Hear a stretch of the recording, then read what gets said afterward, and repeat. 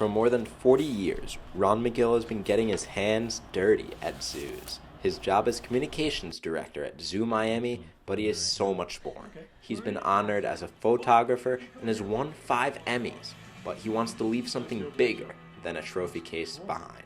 I don't think anybody works in a place for over 3 decades, now over 4, and just retire and just say, okay, well that's it, it's over. I wanted to leave some kind of legacy that would continue to provide support to the thing that meant most to me, and that's conservation. And that legacy is the Ron Magill Conservation Endowment to help save wildlife around the world. He created this out of frustration after seeing how money was spent at the zoo. Magill sees this endowment as an investment into the future. Because there's another old saying that I believe very strongly, and it's actually an indigenous saying that says, we've not inherited this earth from our parents, we're borrowing it from our children. And I have a moral obligation to leave this earth as good or better than when I came into it for my kids. More than $2.5 million has already been donated to the endowment, and Ron gives tens of thousands of dollars toward different causes around the world every year. One of Ron's proudest moments was his work with the harpy eagle, which is the national animal of Panama. Through his work here and with the endowment, he's helped keep the population of the harpy eagle safe. I saw these eagles, these majestic, gorgeous birds, but they were in this horrible little cage. So to make a long story short, I started writing letters everywhere. I met with the mayor of Panama City, I met with U.S. ambassador, and I was able to raise money to create a harpy eagle center in Panama. Donations are what keeps some of the most endangered species alive. Without the support, conservation is left in limbo.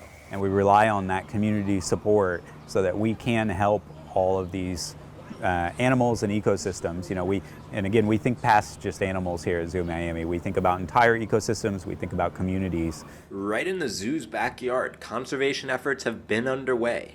Just take the example of the critically endangered Florida panther. A few decades ago, the population was just at around 20.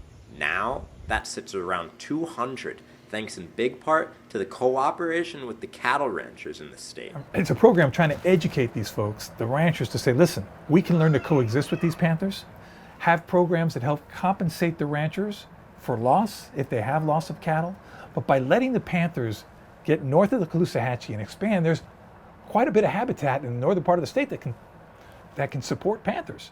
Magill's endowment has not only been giving resources to current animal conservationists, but scholarships to aspiring student conservationists as well. A graduate student, there's no one more passionate about doing the work than a graduate student. They've already said, listen, I've committed my life to this. And you got to keep feeding that fuel. You got to keep fueling that passion, because those are the people we want to continue. That's the people who are going to be making the decisions of the future.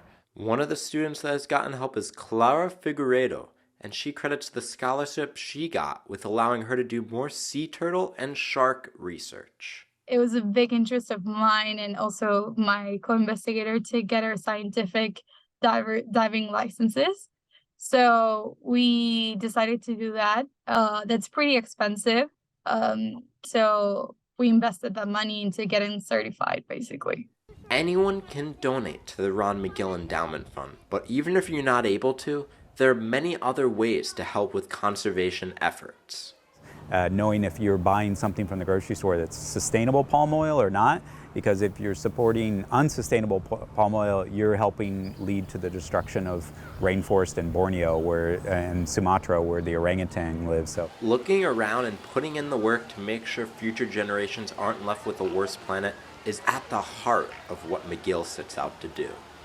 I want my great-great-great-grandkids, who I'll never see physically, to think that their great-great-great-grandfather had something to do with preserving something that hopefully they'll be able to see and say, this is beautiful. For UMTV, I'm Ryan Gleischer.